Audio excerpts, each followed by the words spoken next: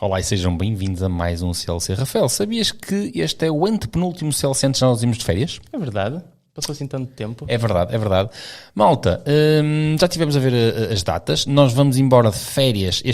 Vai haver mais 2 CLCs além deste. Depois, férias.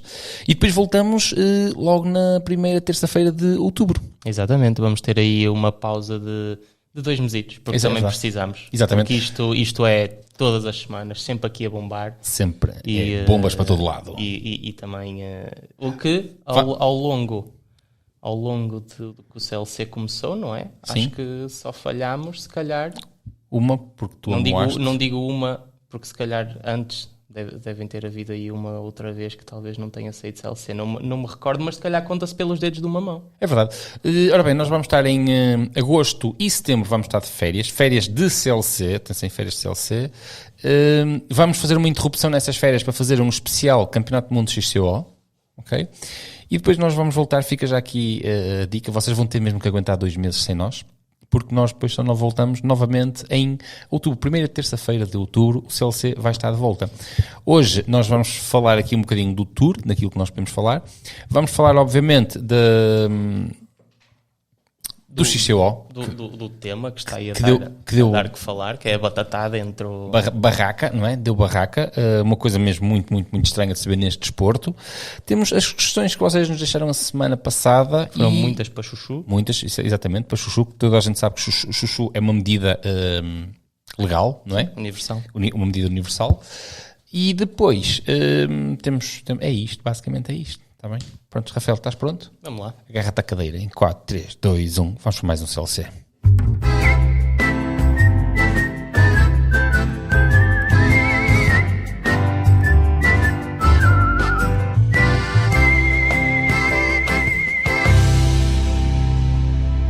E cá estamos lá. Olá, meninas. Tolas. Pronto, toca a sentar-se. Vamos lá. Estou com pouca paciência para vocês hoje. Isso, para barulho. Ora bem, vamos lá continuar então, vamos começar. Muito obrigado, há muito tempo que eu não falo isto, mas é completamente impossível. Muito obrigado a todos os nossos patrões, aqueles que nos seguem, que nos apoiam. Acima de tudo, é aqueles que nos apoiam através do Patreon. Muito obrigado por terem ficado connosco até hoje, aqueles que vêm, aqueles que vão. Muito obrigado a todos. O Projeto Pedal é isto, é um movimento que se divide em várias coisas. Acima de tudo, é uma vontade de estar aqui, é uma vontade de fazer mais pessoas pedalar, é uma vontade de tentarmos fazer alguma coisa pelo ciclismo, embora alguns não compreendam isso, algumas pessoas, mas não conseguimos agradar a todos, não se consegue agradar a gregos e troianos. Mas muito obrigado a todos vocês que nos acompanharam mais uma época, já estou aqui quase a começar a fazer uma despedida e uma entrada, que eu quero fazer aqui algumas entradas. Antes de passarmos aqui aos temas, quero deixar aqui 2 situações. Ora bem, esta semana é lançado finalmente aulas de técnica para adultos, que vão ser dadas na sua grande maioria aqui pelo mestre Bonsai Rafael, não é? Vão estar divididas em aulas de grupo ou PTs. Ou PT. Não é? PTs a diferença é que as aulas de grupo vão ter horários fixos, exatamente, correto? E os PTs poderão ser a organizar, dependendo das vezes, com a minha disponibilidade, com as preferências também da pessoa. Ou seja, como é PT, como é só uma pessoa, poderá aqui haver Sim. Estes PTs, é importante salientar aqui uma coisa, estes PTs servem também, por exemplo, vocês têm um filho que não sabe andar de bicicleta, têm uma criança que não sabe andar de bicicleta, é nas aulas PT que nós ensinamos a andar de bicicleta, que é uma coisa que nós já sempre fizemos, ok? A parte do PT, embora nunca tivemos divulgado grandemente, mas a coisa que sempre fizemos. Aquilo que realmente é a novidade é que vamos arrancar com as aulas de grupo. Estamos a falar de grupos relativamente pequenos, mínimo de 3 pessoas, máximo de 6 pessoas, não é, Rafael? Exatamente. Obviamente, as aulas de grupo têm custos muito mais ajustados. Tem ali um pequeno ajuste, não é? O PT paga um valor, as aulas de grupo têm ali um pequeno ajuste, mínimo de 3, máximo de 6 pessoas, que é para também eu conseguir chegar a toda a gente com qualidade e conseguir... Lá está a chegar a toda a gente. As aulas de grupo têm tema, não é? Para também tentar enquadrar aqui o tipo de aula, ou seja, para não haver ou seja, cada aula vai ser... Alguém com uma técnica já, digamos, intermédia, não vira uma aula onde vai ser dado alguém a fazer manobras básicas, não é? Exato. Pronto, é só isso que eu queria dizer.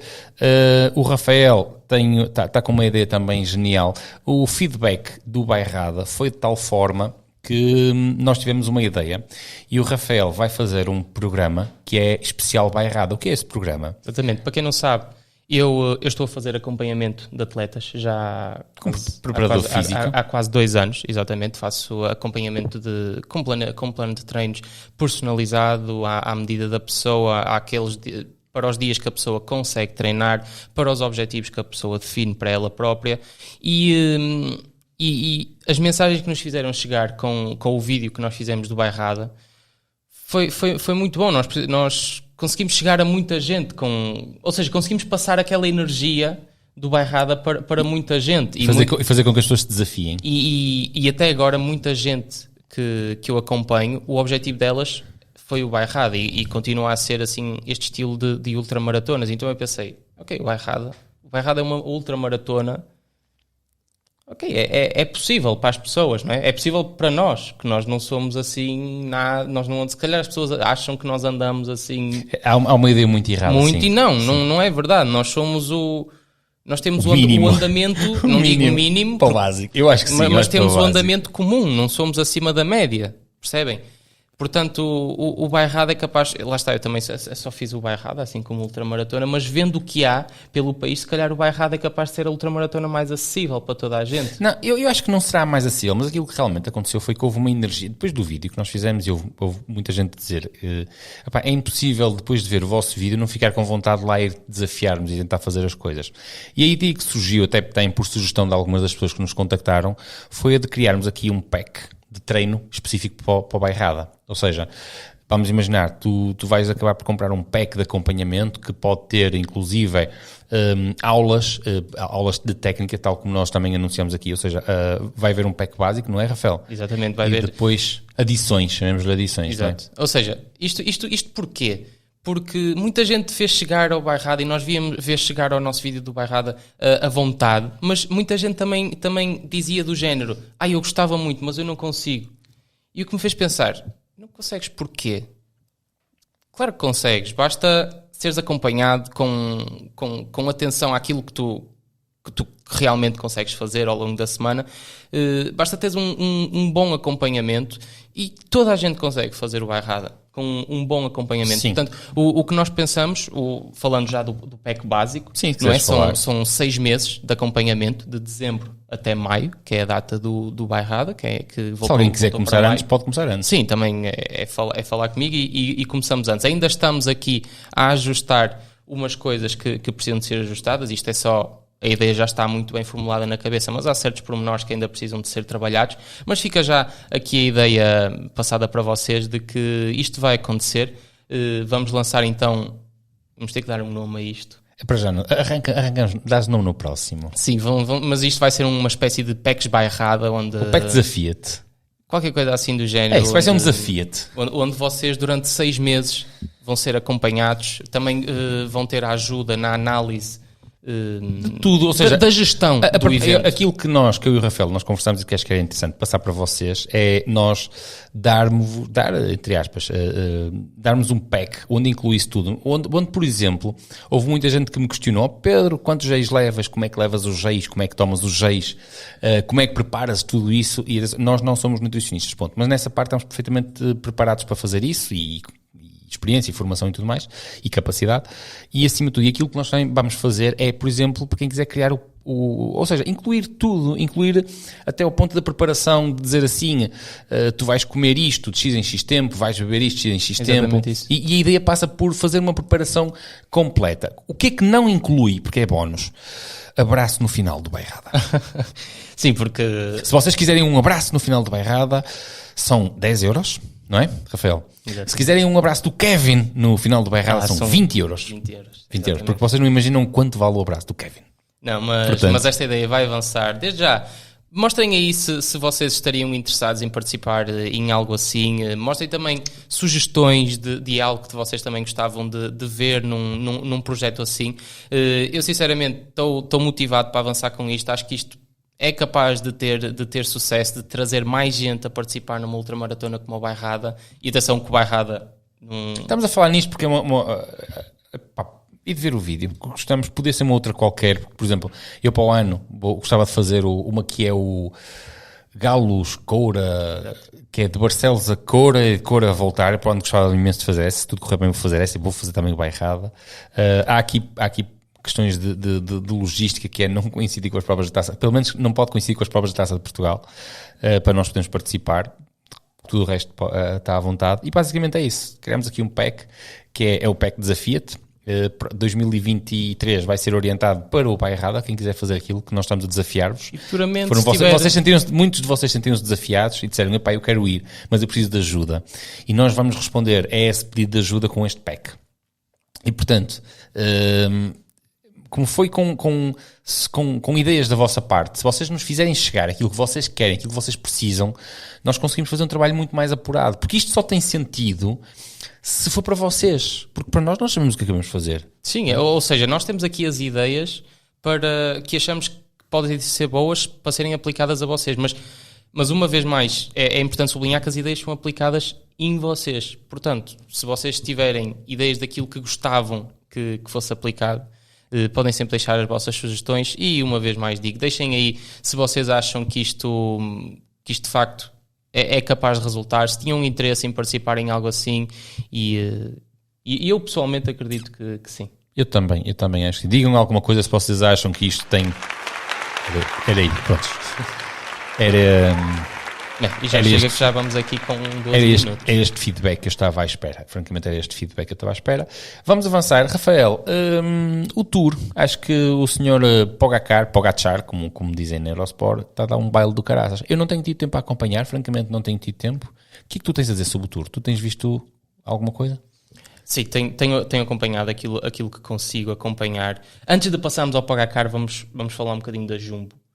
Que a Jumbo talvez protagonizou um dos momentos mais cómicos de ciclismo que eu já vi assim numa equipa de alto calibre, que foi uma total desorganização dentro de uma equipa daquelas. Então, conta-me coisas. Houve um momento, numa das etapas que eu agora não me recordo, o Wout van Aert ainda estava de amarelo, sendo que o Wout van Aert não é o líder da equipa, é um dinamarquês, penso eu, tenho um nome muito esquisito, mas o Vindergant, acho que é Vindergant. Hoje disseram-me que era o candidato, se não fosse o Pogacar, que o Vindergant que era precisamente o candidato. Sim, ele está em segunda classificação geral, mas ainda é muito cedo e também já vamos aí. Mas foi um momento que a Jumbo, eu não sei, parece que ficaram, sabes quando toda a gente fica em pânico, entre aspas, e parece que deixam de saber o que têm que fazer. Percebo perfeitamente o que queres dizer. Houve ali uma desorganização total, houve um membro que ficou sem bicicleta, depois ninguém sabia o que é que havia de fazer. Houve um que lhe deu a bicicleta era gigante para ele não conseguia pedalar na bicicleta. Depois outro deu-lhe, mas também continuava a ser a bicicleta muito grande, entretanto o carro parou, mas uma confusão enorme. Houve uma parte que tu deves ter visto uma imagem do Wout van Aert a desviar-se de um carro. Vi, sim, senhor. Que ele passou a uma nesga do retrovisor porque ia a conversar com o colega. Aquilo não sei o que é que se estava a passar. O Wout van Aert nessa etapa ia caindo por 2 vezes. Ele estava ali, qualquer coisa ali na... Olha, não foi o Roglic que meteu o ombro ao sítio? Não foi ele? Não foi aqui. Não foi nessa queda. Mas não, acho que nem foi neste... Não, foi no Tour, aquilo que eu soube foi no Tour. Lá está, também não tenho visto assim uns resumos. Mas passando agora ao Pogacar, já está de amarelo na primeira semana. E uma coisa que eu achei é que se calhar tinha sido muito cedo para ele ir para a camisola amarela. Porque... São 3 semanas. Sim, porque ele não tem... A equipa dele é o que já sabemos, não é? Ou seja... Mas eu não tenho... Mas ele é um animal. A equipa continua a ser a equipa que não foi... Não tem andamento para ele. Simplesmente não tem. Ele é com um animal. Ele é uma coisa inacreditável. Inacreditável.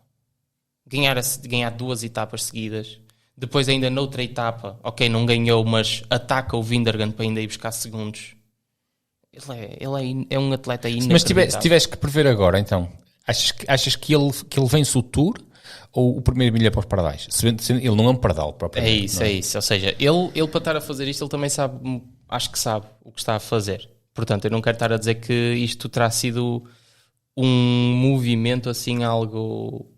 Ele viu a oportunidade, atacou e agora é tentar segurar a camisola o mais tempo possível. Pois, o problema é esse, mas tu não é só ver a oportunidade.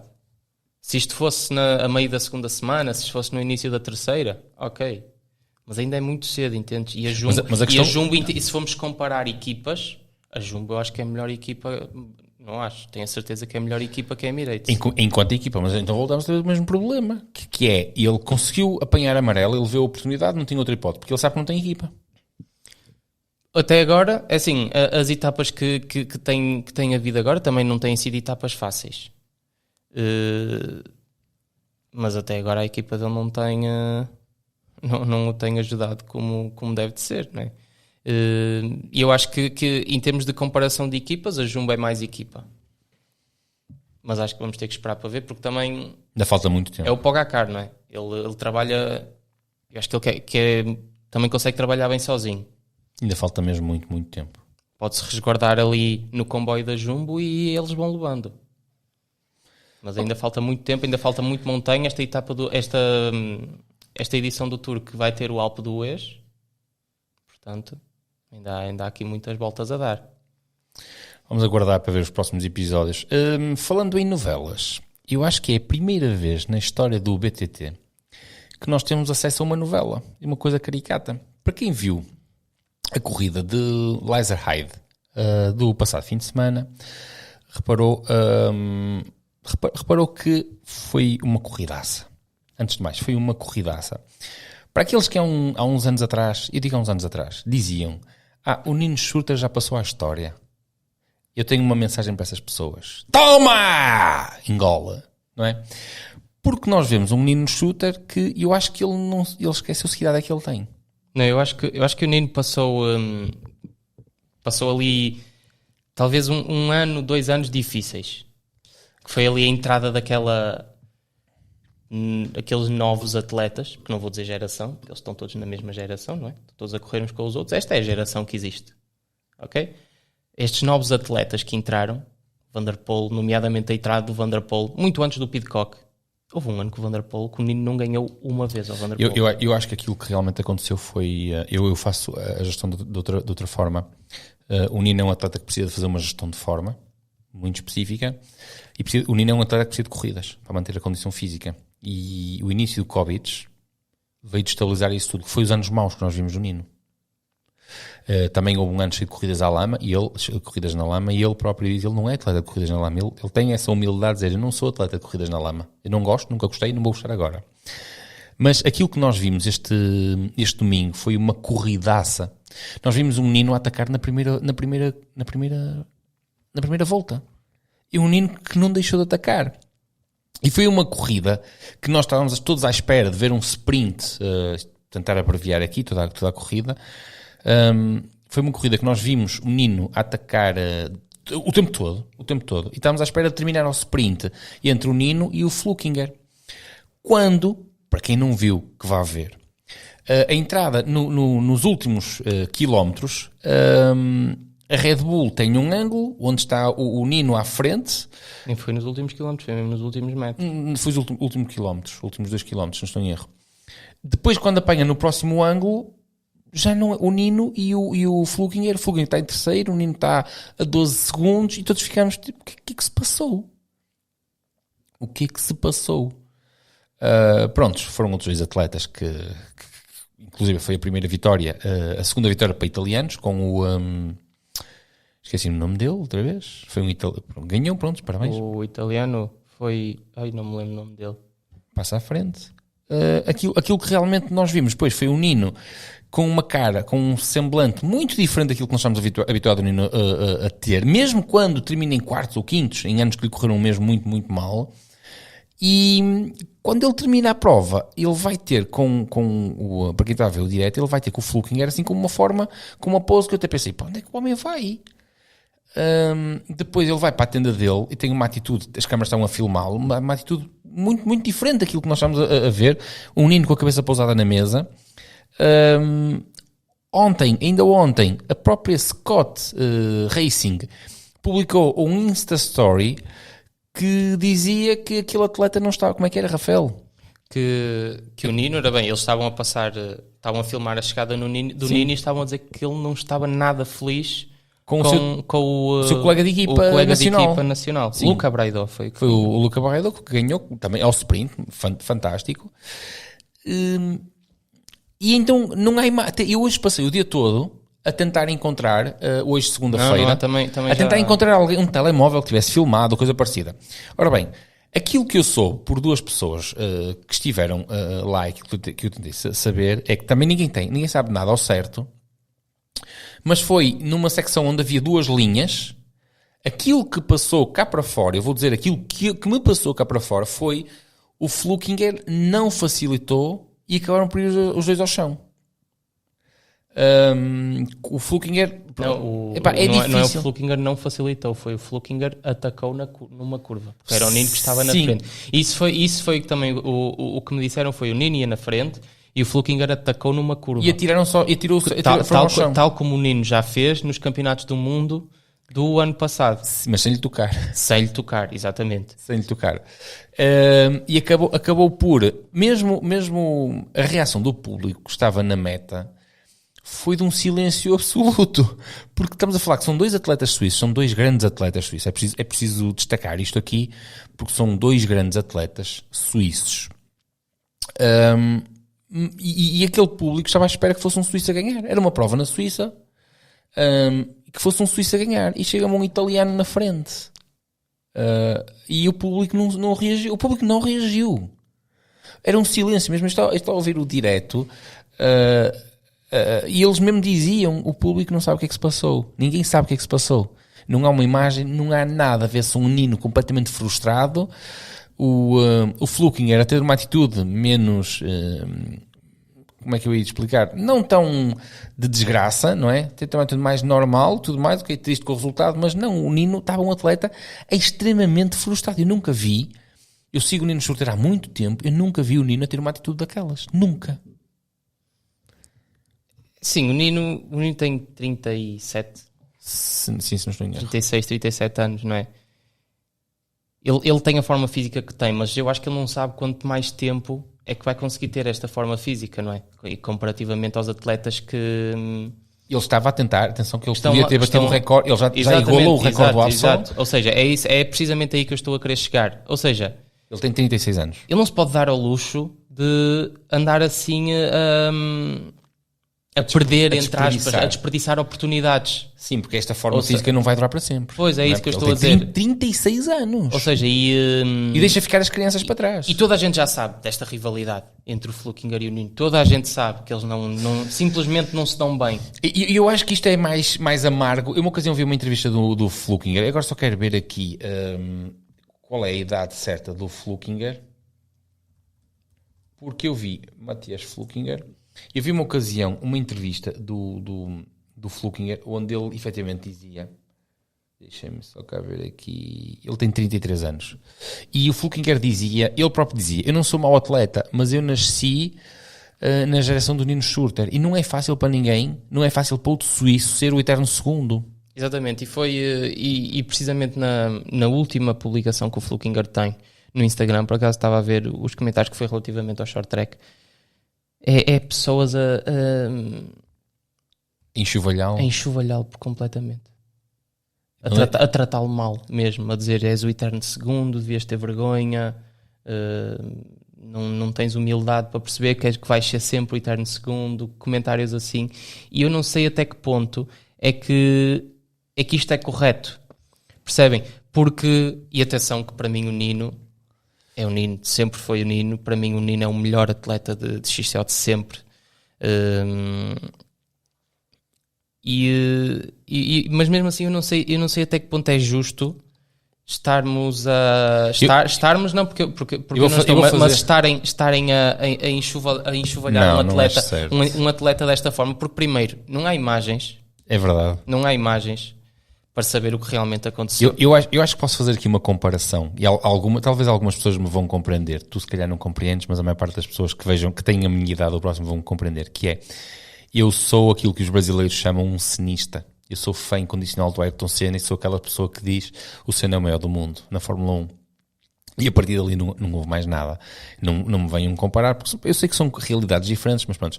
Mas para quem viu o Ayrton Senna correr, e qualquer um de vocês pode ir à internet buscar imagens, vocês vão ver que o Senna corria para ganhar. E o Senna às vezes jogava sujo. Ou quando se jogava sujo, ele ganhou um campeonato do mundo porque mandou-se para cima do Prost, ponto. Acabou.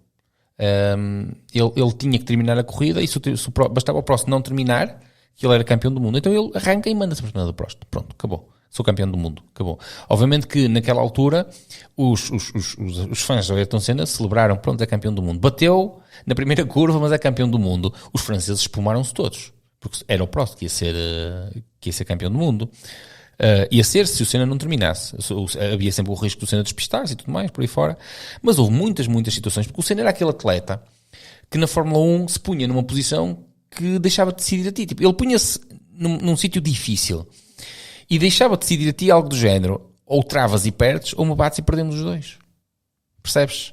Mas aquilo que eu quero dizer é, eu sabendo o que é que um atleta faz e o que é que um atleta precisa de fazer para isto tudo, eu não posso de forma alguma dizer, o Flukinger esteve errado, eu para já não vi as imagens. E é uma coisa que eu sei, é que todos querem ganhar. Um atleta que entra em campo, como é que costumo dizer, um atleta que não entra para ganhar, não é atleta. Não é atleta.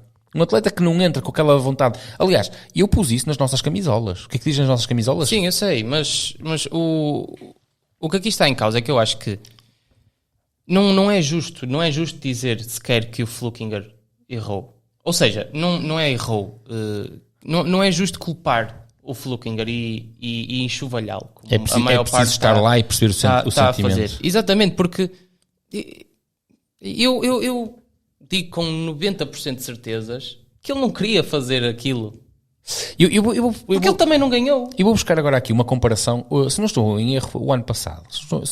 No ano passado, na Volta a Portugal do Futuro, houve um atleta que, à boca da meta, se mandou contra o outro e foram os dois ao chão. Foi com o Carlos Salgueiro, que agora está na... Foi o Carlos Salgueiro? E foi com quem? Foi com... Não me recordo do atleta que provocou a queda. Mas lembro na altura foi com o Miguel Salgueiro, que agora está no Tavira. E foi Fábio qualquer coisa, não? Não vou dizer não, porque eu não sei agora. Essas imagens na altura circularam na internet, deram muito que falar, o pessoal, e eu analisei as imagens, porque houve muita gente a dizer, se vocês são malucos, vocês acham que ele tinha feito aquilo de propósito, sabendo que ia cair ao chão. E eu, na minha opinião, isto é só a minha opinião, eu analisei as imagens e a conclusão que eu tiro é, sim, ele atirou-se de contra ele de propósito. É a minha opinião. Ele não quis que ele ganhasse, por isso atirou-se contra ele de propósito. Aquilo que eu soube, os juízes acharam exatamente o mesmo que eu, tanto que excluíram da prova. Se não estou em erro. Acontece é que às vezes, no calor, na febre do momento, nós tomamos decisões erradas. Não é? Mas nós temos que perceber que desporto é emoção, é sentimento, é emoção. Todos nós queremos ganhar. Às vezes fazemos coisas erradas, não é porque sejamos más pessoas, é porque estamos a competir e estamos ali é por uma razão, estamos todos pelo mesmo. Uma coisa é começar a competição já com malícia, outra coisa é tomarmos uma decisão errada no momento, aconteceu. Não é? E efetivamente, como estavas a dizer, eu concordo, eu não acredito que ele tivesse feito aquilo. Nós não sabemos, ninguém sabe, está no segredo dos deuses e de quem viu no momento. Que é só isso que eu estou a dizer, atenção, eu não estou... Eu gostava de ver as imagens. Eu não estou a defender nenhum, nem outro. Sim. Eu estou a dizer, sem imagens não dá para falar, porque quando passar nos campeonatos do mundo, o Nino fez uma manobra arriscada. Muito, porque podia ter resultado em queda. Podia ter resultado em queda. E, por acaso, eu não digo que é por acaso, eu acho que eles também sabem o que fazem, não é?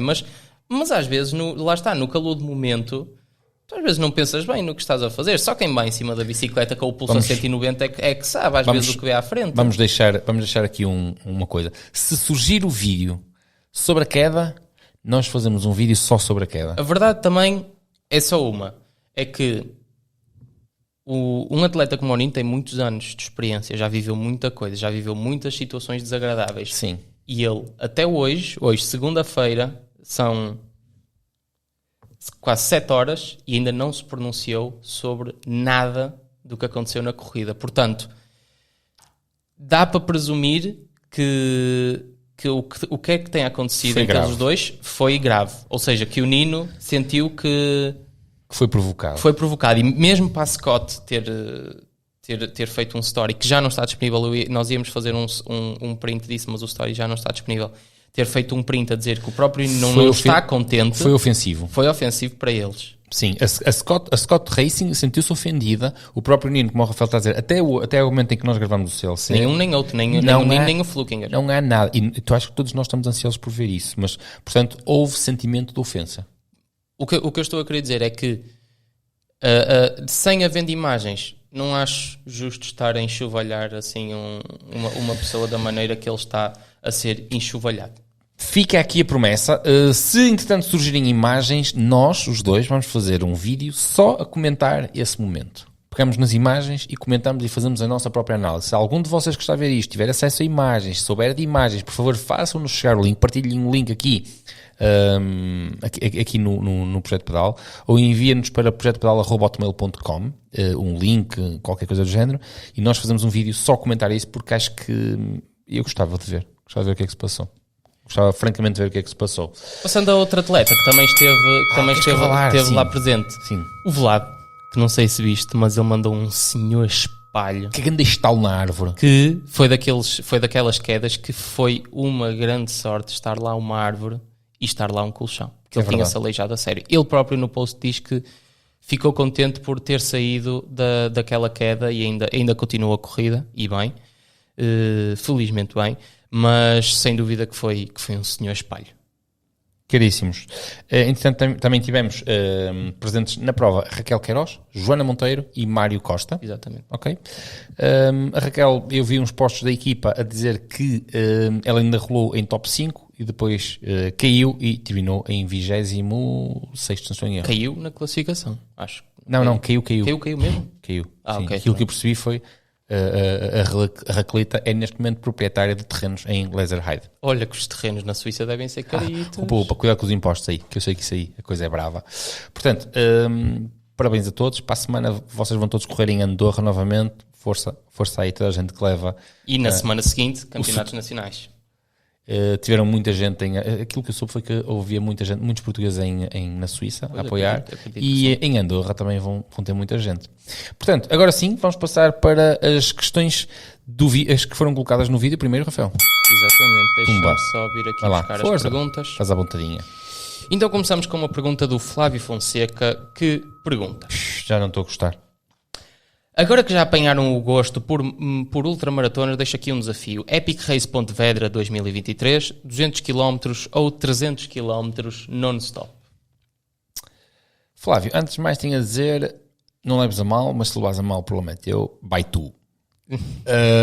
Depois, é uma coisa a ver, eu sei que já me falaste, o Flávio é um amigo, eu sei que já me falaste sobre isso, a qualidade da organização e tudo mais. Os 200 km é uma coisa a pensar. Os 300 km, como eu hoje ainda estava a conversar com outra pessoa, não é que eu não tenha capacidade para os fazer, porque tenho, ok? Não é questão de arrogância, tenho. Sei que terminava, se calhar não naquele tempo canhão dos Galácticos, não no teu tempo, de certeza absoluta, mas terminava, dentro do tempo limite da prova. A questão é que eu tenho aqui uma relação é uma coisa muito mental, que é quando eu vou partir para um evento, se eu procuro sempre esta proporção, é 51% prazer e diversão, 49% de sofrimento. Se alguém me diz que vai ser 50-50, eu já não vou, ok? Porque aquilo que eu realmente quero fazer é trazer de lá o maior prazer possível. E eu não me refiro só ao prazer de terminar, quero prazer durante a prova, quero divertir-me, quero desfrutar dos trilhos, quero isso tudo. Quando essas proporções se invertem, eu já não vou. E eu, francamente, quando vejo algo como Mountain Quest, esses 300 km, eu sei que a proporção vai ser muito, muito invertida.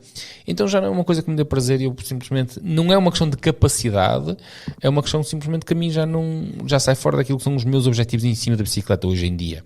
O Rafael terá os motivos dele. Vai tu. Próxima. Olá Pedro e Rafael.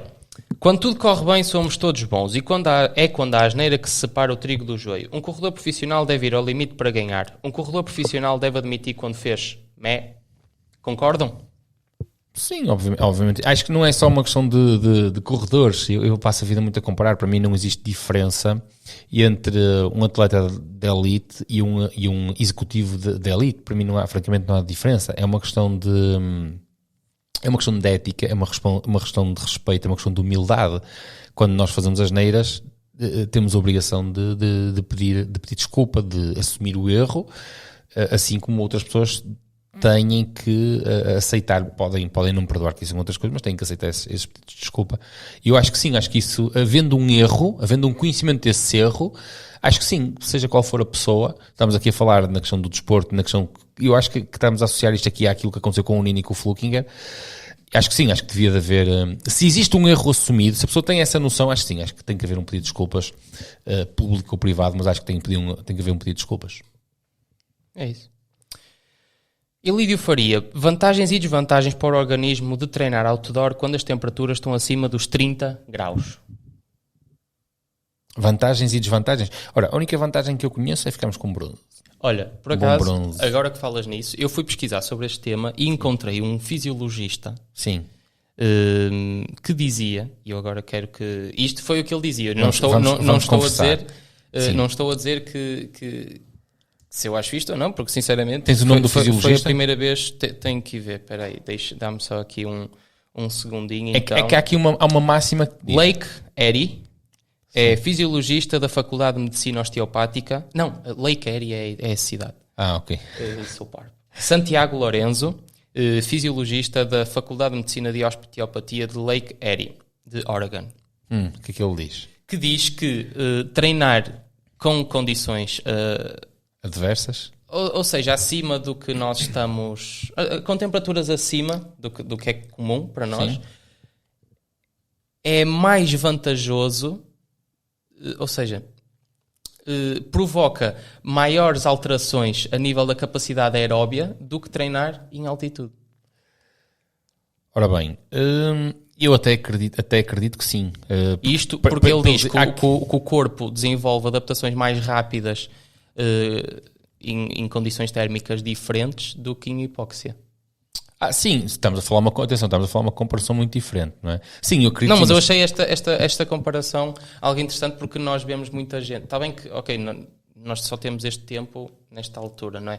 Mas nós vemos muita gente, muitas vezes os atletas a treinar em altitude e depois eu fui ver agora que treinar com calor provoca melhores adaptações a nível aeróbio do que treinar em altitude. Sim, e mais rápidas. Malta, atenção, quando nós falamos isto, vocês tenham em mente sempre uma coisa. Nós estamos a falar de estudos controlados. Estamos a falar de coisas que foram bem estabelecidas e bem controladas. Sim, não se ponham agora a treinar com 40 graus, exatamente, pelo amor de Deus, que vocês caem para o lado. Certinho direitinho, vocês recebem um golpe de calor e atenção, lembrem-se daquela quantidade de militares que infelizmente morreram aqui há uns anos porque foram obrigados a treinar com calor. Sim. Eu por acaso depois ainda não acabei de ler isto, mas os treinos que foram realizados são treinos muito específicos nestas condições. Sim. Da mesma maneira que os treinos que fazem em altitude são treinos muito específicos. Isso foi um trabalho realizado para ciência, para desenvolvimento de ciência. Sim. Portanto, coisas muito, muito controladas. De uma forma geral e para a população em geral, eu diria não. Eu diria, estão acima dos 32, 35 graus, fiquem em casa, por favor, fiquem em casa. Um golpe de calor mata-vos sem retorno. Uma desidratação de um órgão vital mata-vos sem vos dar hipótese de um transplante sequer. Há uma coisa muito importante que é o cérebro, a partir dos 42 graus de temperatura, sofre danos, ok? E atenção que atingir uma temperatura corporal de 42 graus na cabeça é muito fácil. É que nós ainda por cima usamos capacetes com esferovite, não é? É muito, muito fácil. E, portanto, aquilo que eu diria é que com 30 graus resguardem-se, bebam muita aguinha, podem treinar, fazer treinos a baixa intensidade, esqueçam os treinos de alta intensidade, mas até porque estavas a falar falando ganhos aeróbios, não é? Sim. Ganhos aeróbios é sempre a baixa intensidade. É exatamente o que eu estava a dizer. Portanto, treinos muito, muito controlados, quanto muito... pronto, isto lá está, são trabalhos muito controlados para desenvolvimento da ciência e isso tudo, quanto muito vão desenvolver uma melhor aclimatização a climas mais quentes, que é o que muitos atletas, por exemplo, foi o que a Raquel teve a fazer durante vários meses antes de ir para Tóquio, na faculdade de Coimbra, penso eu, numa câmara hiperbárica, onde eles simulam a temperatura e o clima de Tóquio. Ou seja, vão ficar com uma adaptação climática muito melhor, mas depois também vão ter bastantes desvantagens, que é perda de água de uma forma estúpida e entre outras coisas, não é? Passando à próxima pergunta. Paulo Silva. Já fiz Braga-Fátima, 307 km non-stop, e Braga Nacional 2 Faro, 908 km, 7 dias. Isto em bicicleta de estrada. Se eu levasse uns extensores de contrarrelógio, sentiria mais conforto nas viagens ou apenas serve para aerodinâmica velocidade? Vi que o Marco Martins usou na BTT para o de Munga. Se tu usares uns extensores e tiveres a bicicleta bem ajustada, tu não só vais ter mais aerodinamismo, mais economia em termos de consumo de energia, ok? Como também vais estar mais confortável. Próxima. Acabámos de ter aqui uma notícia de última hora relativamente ao Nino com o Flukinger. Então. Que a Raquel acabou de dizer que o Nino bateu mesmo no Flukinger. Nós falamos bastantes vezes com a Raquel é a madrinha da academia e ela, já tivemos aqui a trocar umas mensagens com ela e ela disse mesmo que, a comentar aquele story que tu puseste logo após a corrida, que ela disse andaram à batatada. Sim. E eu disse, se calhar isto foi uma forma de dizer, porque eu duvido que o Nino tenha andado à batatada com o Flukinger. Daí eu ter visto o Nino a dirigir-se para ele, porque nas câmaras viram-se ele dirigir-se para ele de uma forma mesmo muito agressiva. Agora, não mostrou a batatada. Muito obrigado. Muito obrigado. Acontece que tu depois perguntaste, viste alguma coisa? Não há qualquer imagem. E ela depois de acabar, o Nino foi bater no Flukinger. Na corrida ninguém viu. Ou seja, a coisa foi azeda. Foi muito azeda. Ou seja, o Flukinger fez trampa. É normal que o Flukinger não peça desculpas. O Flukinger fez trampa. Para o Nino reagir assim. Mas pronto, isto foi só... Tem agora a notícia de... Atenção que isto agora traz sanções para o Nino. Pois é, capaz. E atenção que o ciclismo não é nada meigo. Quando esta parte a dizer, pões notícia de última hora. Notícia de última hora. João Machado, como saber se estamos a comprar produtos da sponsor a bom preço? Como saber se estamos a comprar produtos da sponsor a bom preço? Epá, não sei, mas estás a comprar produtos de qualidade.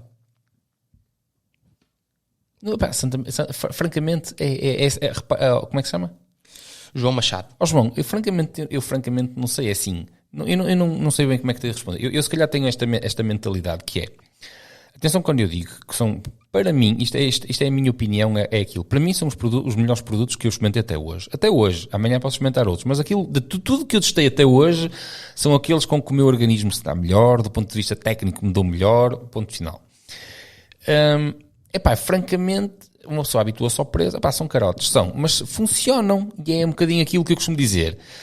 Se eu fosse comprar um pente barato neste momento, ele ia ser caro. Porque eu acho que a pergunta que ele está a fazer é porque a sponsor vende em vários sítios. E depois cada sítio deve aplicar o seu preço, não é? Acho que tu tens o site deles, onde nós arranjamos, tens nas lojas, ou seja, quando chega um bocadinho mais depressa, as lojas aqui à volta, também uma parte delas têm. Há lojas onde tu és cliente da loja, por isso é que eu defendo muito aqui a questão da fidelidade. Eu pelo menos defendo isso. Há lojas que te fazem mais desconto, menos desconto, mas isso é uma questão que tu tens que negociar com a tua própria loja. Digo eu. Agora, se existe um sítio onde... não conheço. Francamente não conheço. André Peixoto. Ainda há atletas da Copa do Mundo que usam capacetes sem MIPS. Será apenas pelo peso? Não, porque nem todas as marcas... É assim tão diferente o peso, por acaso agora... Eu já tinha visto esta pergunta, difere assim tanto no peso. A questão é que assim, nem todas as marcas têm efetivamente um acordo. O MIPS o MIPS requer que seja pago para as marcas poderem utilizar aquilo, não é? Há aqui uma outra questão que por acaso levanta aí. É que o MIPS apresenta um sistema de proteção que o próprio cérebro já tem. E é isso que me faz um bocado de confusão. Porque o sistema MIPS, o sistema de desaceleração MIPS, o teu próprio cérebro já o tem. Não sei se me estou a fazer entender. E eu não encontro estudos que validem o MIPS desta forma. Eu não estou a dizer que não funciona. Eu é que não encontro um estudo que valide o MIPS desta forma. Vale. Aquilo que eu sei, na perspectiva anatomofisiológica, e aquilo que o MIPS vende, é que o cérebro já tem este sistema. Repara, o teu cérebro está envolto numa pele, certo? E tem depois um líquidozinho à volta, que é para fazer esta desaceleração. Porque se estivesse em contacto direto com o crânio, estava sempre a levar cacetada. E portanto, o MIPS o que vende é esta torção, esta desaceleração. mas tem a ver com... Há marcas que contrataram e pagam o MIPS e podem utilizá-lo, há marcas que não pagam. Basicamente é isso. Os nossos capacetes não têm MIPS, por exemplo. Pois. Existe no feminino casos como o Pidcock que faz grandes voltas e o CIMTB em simultâneo? Olha, sinceramente, se há assim muita gente, eu creio que não. Tens assim, talvez a mais conhecida, tens a Yolanda, que fez agora há pouco tempo a volta à Suíça, de estrada. Mas não sobressai. E é atleta de BTT full time, não é? Mas agora, assim, atletas como o Pidcock... A questão é que o ciclismo feminino ainda está a crescer agora. Sim, está a crescer muito e a passos largos, mas ainda está a crescer. Mas no ciclismo feminino, ou seja, o ciclismo de uma forma geral ainda está a crescer. Eu acho que ainda não se criaram as vedetas que nós temos no ciclismo masculino. E acho que é um processo que vai acontecer... a velocidade que isto está a crescer vai acontecer muito em breve, nos próximos 5, 10 anos talvez, nós já vamos ter um ciclismo feminino maturado e aí começam a aparecer estas atletas, estas vedetas que chegam e que ganham e que se destacam no fundo das outras. Como correu o Europeu de Ciclismo? Olha, eu muito honestamente não faço a menor ideia. Voltamos à mesma história do... A Federação trabalha de uma forma incrível. Sim. Todos os dias do ano, 7 dias por semana, é sempre transmissões da Federação aqui, transmissões ali, transmissões acolá, e portanto tudo o que eu sei é que Portugal fez um honroso 11º lugar na corrida de Sub-23 com o Pedro Silva. Desde já, muito parabéns ao Pedro. Ele que é... Tem um bom nome. Sim. Tu de certeza que sabes quem ele é, porque ele correu no BTT há uns anos atrás, ele era da Seiça e ele ganhava sempre. Quando ele é da minha idade, ele ganhava sempre. Mais um atleta resgatado do BTT. Sim, ele era do Seiça. Eu disse Ceia ou Seiça? Ele era da Seiça. E ele já andava muito na altura e na estrada ele é muito bom. Mas atenção que agora estamos aqui a fazer uma confusão. É que a Seiça efetivamente é uma equipa, é formação de estrada. Embora tenha participado do BTT. Mas antes eles eram muito fortes no BTT. Sim, aliás, foi de lá que veio o Zé Dias. A questão é que, sim, mas a questão é que a Seiça também fazia BTT, mas a Seiça assumidamente é uma equipa de formação de estrada. Sim, mas pronto, a primeira vez que eu conheci esta malta foi no BTT, eles eram muitos. Foi na altura que também andava o Helder Gonçalves. Sim. Sabes o Helder, que também é atleta de estrada. Entretanto, eles foram todos passando para a estrada. Foi de lá que veio o Zé Dias, que depois, pronto, é o Zé que já conhecemos, que toda a gente conhece hoje em dia, também foi de lá. E a Seiça tinha uma boa formação e saíram de lá. Saíram de lá muito bons atletas. Fizeram um excelente trabalho. Têm feito um excelente trabalho. Mas sim, só acho que creio, espero não estar a dizer nenhuma coisa estúpida. Se estiver bem, mas como é que correu o europeu? Pronto, basicamente foi uma oportunidade de ouro completamente desperdiçada, não só para mostrar o ciclismo cá dentro, mas para mostrar o ciclismo português lá fora. E tinha ficado, na minha opinião, extremamente barato, porque hoje em dia nós não temos que recorrer às televisões, felizmente. Nós temos as redes sociais, as redes que propagam-se de uma forma muito mais eficiente até do que as televisões, e portanto foi uma grande oportunidade desperdiçada. Continua, Rafael. Boa tarde. Qual é a melhor corrente para o grupo Ultegra 11 velocidades? Não tenho demasiado técnico, não tenho resposta. Se houver aí, às vezes, algum mecânico a ver, pode responder aí nos comentários ao Cláudio. David Souza. Exercícios fora da bicicleta, pré-época ou o ano todo? Falta aqui a saga do estagiário. Falta sim, senhor. O estagiário está em falta para vocês todos. Ora, exercício, eu eu não gosto da palavra, tenho a certeza, mas pronto. Na pré-época nós devemos incidir um bocadinho mais sobre determinados exercícios. Acho que aquilo que nós chamamos de reforço muscular ou ganhos de força devem existir durante o ano inteiro, ou seja, não fazemos na pré-época e depois não fazemos mais. Não, está errado. Fazemos mais intensamente na pré-época e depois devemos fazer uma manutenção com alguns períodos onde voltamos a ter mais atenção sobre isso, depois depende de plano para plano, mas sim, deve ser o ano inteiro. Sim, também concordo. Obrigado, Rafael. É raro. Nada. É raro. Cid ou Kashima, quais as vantagens e desvantagens? E aqui está uma pergunta que se calhar nós não seremos as melhores pessoas por causa da experiência que nós temos.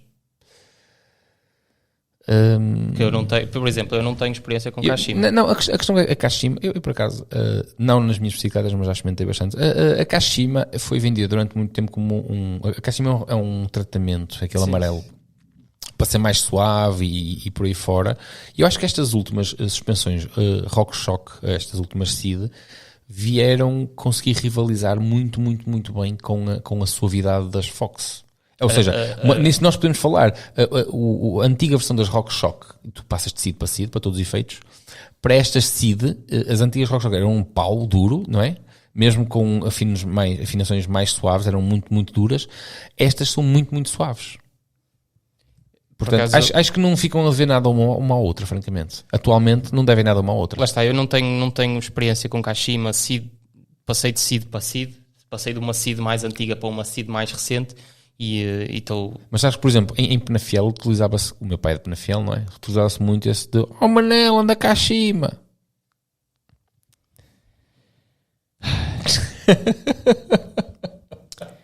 O Diogo pergunta: o problema que o Rafa referiu dos calções queimarem a pele no Bairrada 150, como evitar sabendo que o problema não está nos calções, nem no bike fit, nem no sling? Rafael, tu queres dizer agora que o problema não foi o sling, foi mesmo as pernas? Quem dera que fosse as pernas, quem dera. Não, a questão que se passou foi que, efetivamente, o Rafael foi para o Bairrada com o Bontrager Pro, não é? Que é o sling com base em carbono. O Bontrager, e eu que ando com o mesmo sling, tenho o mesmo sling ali, eu fiz uma troca, quando decidi que ia ao Bairrada, passei para o meu SMP Dracon, porque eu sabia que ia passar 10 ou mais horas, que veio verificar-se em cima da bicicleta. E sabendo eu que, atenção, aquilo que eu soube é que o SMP, para mim, Pedro, é o sling que melhor se adequa ao meu real cagueiro.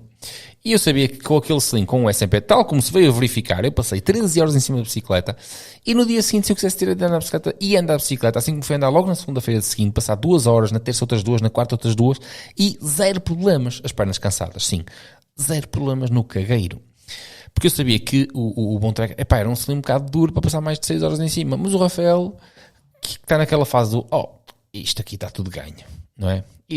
O Rafael tem SMPs para meter na bicicleta, mas não quis testar nada. Aqui o pai trata, aqui o menino sabe tudo. E não quis fazer testes, não quis fazer nada. E eu, francamente, acho que se fosse talvez um Bontrager, um Comp ou um Elite que tenha mais padding, eu acho que ele não tinha tido problemas. Eu acho que o problema foi efetivamente o sling ser um bocado mais duro e isso criar um bocadinho mais de pressão para tantas horas em cima da bicicleta. Eu não estou a dizer que o sling é mau, não, continuo a defender, mas é um sling para 6 horas. Eu digo isto, é um sling para 6 horas em cima dela. A partir daí, não há carneira que salve. Apesar de nós usarmos carneiras de carbono, topo de gama, XPTO, eu acho que aí, ou seja, no meu caso, funciona tudo na perfeição. No caso dele, os calções são os mesmos, o que variou foi o sling. Não é? O cu também é diferente, o teu, o meu é o meu, mas aquilo que realmente acho que variou imenso foi o sling, mas foi por erro dele, por ele não querer fazer os testes às coisas de forma atempada. É sempre culpa minha. Não, tu tens alguma coisa a dizer sobre isso? Não sei. Achas que se tivesse posto um creme qualquer, tinha resultado alguma coisa, tinha ajudado? Não sei, porque... Tu a partir de que quilómetros é que começaste a sentir essa abrasão? Ora bem, foi os últimos 40 km. Os últimos 40 km estamos a falar quantas horas em cima da bicicleta, Rafael? 10 horas em cima da bicicleta? Sim. Os últimos 40 km foram 10 horas em cima da bicicleta. Só ao fim de 10 horas é que começaste a sentir algum problema. Quantas vezes por ano é que tu passas 10 horas em cima da bicicleta? Pois, eu sou honesto. Não acreditem, não há milagre. Não pensem que isto até é à lua. Não há milagres. Não é que não há. Não existem coisas que eu falei do SMP e passei 13 horas em cima da bicicleta sem qualquer problema. Se calhar, se passasse 14, já ia ter problemas, porque isto não é até à lua. Okay? Há umas coisas que se adequam mais e permitem-nos, ou seja, mais conforto, mais performance, no fundo é isso que se trata, não é? Mas há sempre um limite. Por exemplo, o limite do Rafael foram 10 horas. 10 horas em cima de um sling em carbono. Pumba, foi-se cagueiro. Continua. Passamos então para a última pergunta, que é da nossa repórter que está em terreno suíço, que diz: fala-se numa possível troca do XCO pelo XCC nos Jogos Olímpicos de 2028, ou seja, o XCO deixar de ser disciplina olímpica e passar a ser o XCC. Qual a vossa opinião?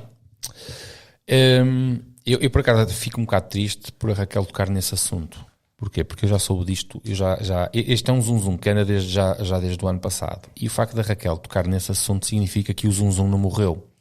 Quando o short track foi incluído nos Jogos Olímpicos para Paris, aquilo que eu pensei foi, porreiro, nós vamos ter as duas em simultâneo.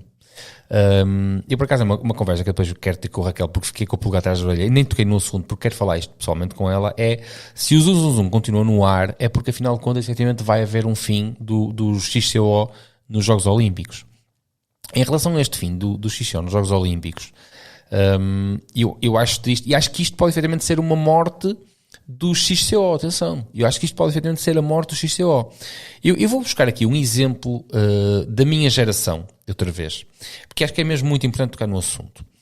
As pessoas que têm a minha idade lembram-se de certeza absoluta dos rollerblades, os patins em linha. Lembras-te disso, Rafael?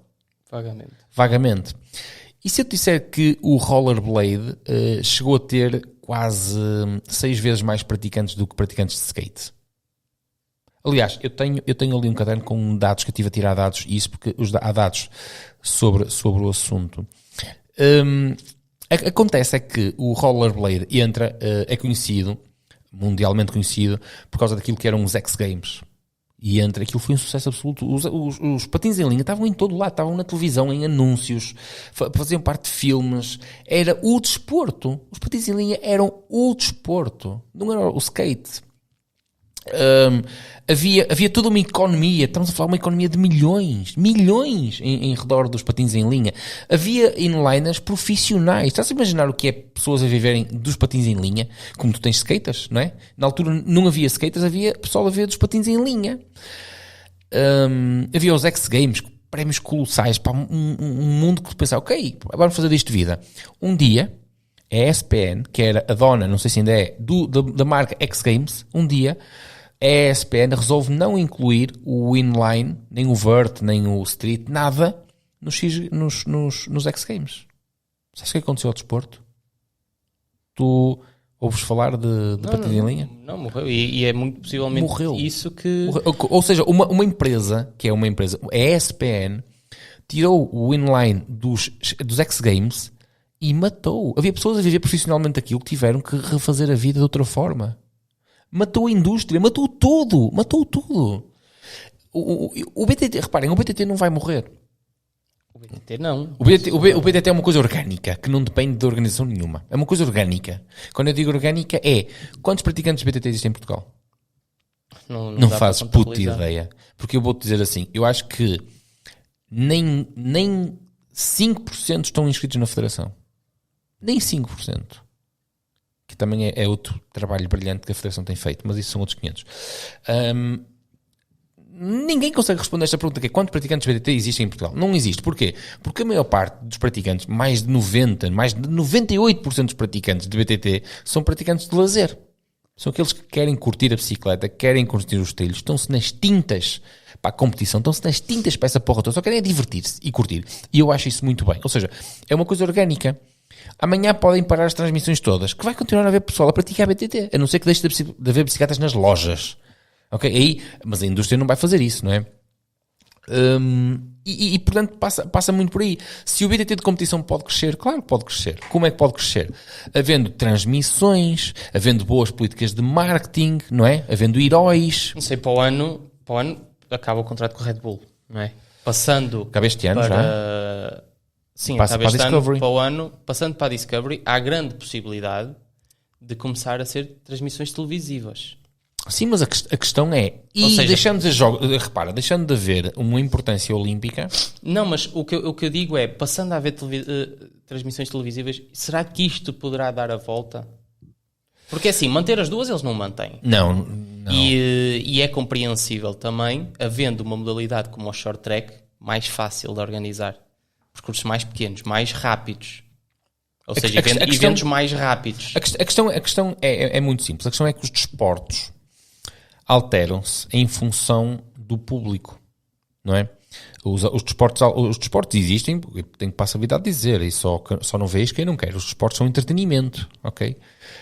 E, portanto, como entretenimento que é, são modelados à vontade do público. Se há público, se o público vê que gosta mais disto, vai para ali, vai para acolá, ok? E o que tem acontecido com o BTT, o XC, demorava 3 horas. Era, não é? Com pistas de tipo de 8 km, 10 km. Quando passou a ser XCO, quando passou a ser vertente olímpica, remodelou-se isto, passou a demorar entre 1h20 e 1h40, com pistas entre 4 a 6 km, para haver mais voltas, para ser mais intenso, para chamar mais o público como espetáculo. O XCO, eu francamente eu não vejo o BTT depender só do short track, agora que enganei-me. Não vejo o BTT depender só do short track, não é? Porque em termos de interesse, francamente acho que em termos de interesse vai desaparecer muito. E não estás a perceber porque é que vai desaparecer. Não. Então eu vou tentar explicar. Ou pelo menos vou tentar passar aquela que é a minha ideia. O short track é uma modalidade que tu caracterizas como? Ou seja, define-me um atleta que faz short track. Mais forte, mais explosivo. Forte, explosivo. O que é que tu perdes com a idade? Força e explosão. Força e explosão. Ou seja, nós no short track corremos o risco de perder, por exemplo, em termos de praticantes, uma grande quantidade de praticantes que se adequam ao XCO ainda, XCO maratonas, ok? E não se adequam ao short track, que é os velhotes. Por exemplo, eu, com 43 anos, já não vou começar a praticar short track hoje. Muito curto, muito intenso, o risco de quedas ainda é maior, estás a perceber, muita intensidade, e nós vamos perder. Ou seja, podemos estar aqui a correr o risco de perder muito público, muito público. Já para não falar que nós tivemos atletas, por exemplo, o caso da Raquel, que é uma atleta que cresceu para o XCO, apesar da Raquel ser ainda muito nova, e eu acredito que podia transformar-se, mas para todos os efeitos, cresce para o XCO, tens, por exemplo, o Velado, o Nino já está em fim de carreira, mas tens aqui atletas a meio de carreira que cresceram para o XCO. E o XCO tem muita importância, mesmo a nível de país, como a Suíça e por aí fora, porque é uma vertente olímpica, e os Jogos Olímpicos têm muita força, têm muito poder. Tirarmos essa modalidade dos Jogos Olímpicos é matar a modalidade. Nós temos desportos como o futebol. O futebol está-se nas tintas para os Jogos Olímpicos, não é? Sim, é muito maior que os Jogos Olímpicos. Sim, o futebol é muito maior que os Jogos Olímpicos, está-se nas tintas, movimenta muito mais dinheiro. O futebol é um mundo por si só, não precisa dos Jogos Olímpicos para nada, não é? Tanto que quando nós vamos aos Jogos Olímpicos, sabes quem são os atletas que vão aos Jogos Olímpicos? Que é de futebol? Futebol, por exemplo. Não faço puta ideia, os craques vão de férias, não é? A seleção A, a chamada seleção A, não vai aos Jogos Olímpicos, não é? É uns gajos que vão lá. Tu não fazes ideia quem é que ganhou os Jogos Olímpicos de futebol dos últimos Jogos Olímpicos, faz ideia? Não. Pois não, ninguém sabe, esquece, não é? Mas há modalidades, principalmente as modalidades individuais, vivem dos Jogos Olímpicos. Sim, é o topo mais alto da carreira. É o topo mais alto. De alguém. E tirar isso, eu não sei se nós estaríamos a... francamente eu tenho algumas dúvidas, não sei se nós vamos estar a conseguir fazer uma transferência das pessoas do XCO para o short track. Eu acho que são duas modalidades que vivem em simultâneo. Nós falamos a semana passada, por exemplo, do Eliminator, que também nasceu para tentar chamar mais público, e hoje o Eliminator é uma coisa completamente à parte do BTT. Ou seja, é BTT, mas uma coisa completamente à parte, sem importância. Sim, ninguém liga nenhuma. Aliás, durante uns anos nem existiu. A própria comunidade não existiu em Portugal, mas lá fora continuou. Só que tu não tens acesso porque não tem interesse para nós. Se fores ver, há campeões do mundo todos os anos, Rafael, desde que nasceu. Agora, em Portugal é que não tem interesse. Não fazia ideia, pensei que tivesse terminado. Não. Em Portugal é que não há interesse. Voltou agora outra vez porque, prontos. Mas não tem interesse. Não tem interesse. Porquê? Porque não tem interesse. Porque não é modalidade olímpica. Parece que se desvia. Parece que é uma modalidade. É BTT, é nas bicicletas BTT, mas é uma modalidade à parte. É uma coisa à parte. Pelo menos cá dentro, sem grande público, sem grande interesse. E quando eu digo sem grande interesse, refiro-me sempre aos investidores. A quem paga. Quem é que paga isto, Rafael? São os investidores. Claro. É o público que compra bilhetes para ir ver. Eu tive pessoal em Laserheide que me disse, Pedro, não faz ideia a quantidade de público que está aqui. É impressionante, pessoas que estavam lá no local. E nós nas transmissões íamos vendo, e ainda assim diziam que as transmissões não mostravam a quantidade de público que estava lá. Porquê? Porque há espetáculo. Eu levanto esta questão, não sei, posso estar enganado, porque o short track vai permitir mais corridas em menos tempo, não é?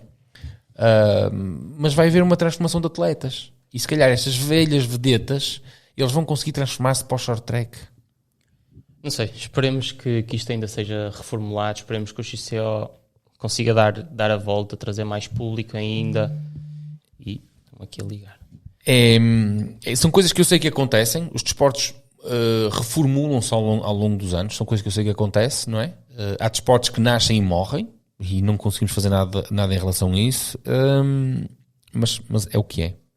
É confuso, e eu percebo que para alguns atletas que já estejam no meio seja angustiante pensar isto pode deixar de ser modalidade olímpica.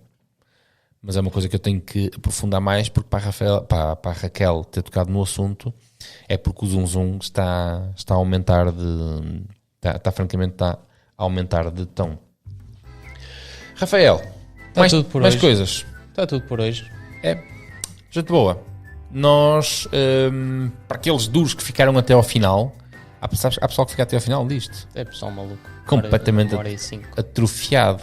E aquele pessoal que está a sulfatar abóboras e ouvir o CLC e a pegar na ideia do se um passeio da rota da abóbora é que era. Um doce de abóbora no final. E uma abóbora por 5 quilos para cada um. Exatamente. Pessoal, olha, se tu conseguires movimentar aí o município, tens aqui parceiros para fazer. Nós não nos importamos de ir para aí, fazer o trek. Já viste o que era? Aí estou cheio de ideias, não é? Vamos lá para baixo, não é? Desenhar o trek, fazer o trek e organizar aquilo. Primeiro passeio, rota da abóbora e projeto pedal. Vamos lá, tipo 20 não, estou a brincar, 20 minutos. Malta, uma boa semana a todos. Já estou devagar. Para a semana, penúltimo CLC, em véspera de Campeonato Nacional. Depois o seguinte já saberemos quem então são os novos campeões nacionais de 2022. Em princípio não vou ser eu, em princípio não vais ser tu. Sabes lá, tu que estou nunca preparar. se sabe, podem cair todos e as coisas são como são. É verdade. Portanto, da minha parte, um grande abraço. Sabes que, peraí. Sabes que eu posso sempre participar e no final fazer um post a dizer que não estava no meu dia, estava lá muita gente e terminaram todos à minha frente. Não era o meu dia para ser campeão nacional, mas se não tivesse tanta gente eu tinha sido. Gente boa, nós voltamos no próximo CLC para a semana. Por hoje, fiquem bem, Rafael. Tchauzinho.